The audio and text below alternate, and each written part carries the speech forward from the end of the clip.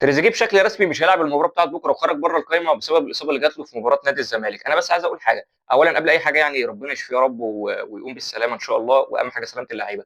الناس منقسمه ما بين ناس زعلانه وشايفه ان تريزيجيه واحد من اهم اللعيبه وهو هداف الفريق، فبيعرف يفرق مع النادي الاهلي بشكل كبير جدا وبيعرف يسجل اهداف ويخلص لك مباريات، وناس ثانيه مبسوطه ان هو مش هيلعب، طبعا مش مبسوطه من الاصابه يعني ولا حاجه، مبسوطه ان هو مش هيلعب بسبب ان هو بيفسد الهجمات بتاعت النادي الاهلي، وان هو بيبقى يعني نقطه سلبيه في اداء النادي الاهلي، كل ما الكوره بتيجي معاه بتترد علينا بهجمه مرتده. وانا بصراحه من الناس دي اللي شايفه ان تريزيجيه واحد من اللعيبه المميزه جدا جوه ال 18، ولكن لما الكوره بتيجي معاه بره ال 18 بتحس ان خلاص الكوره هتتقطع منك وهتتحول عليك لهجمه مرتده.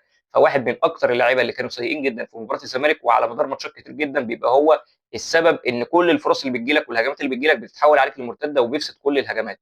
فيعني ان شاء الله انا واثق بكره ان احنا هنلاقي يعني ثنائيه كويسه ما بين حسين الشحات واشرف بن شرقي ان شاء الله، وتبقى الاداء كويس باذن الله، ويعني نعرف نكسب المباراه باذن الله ونلعب كوره حلوه.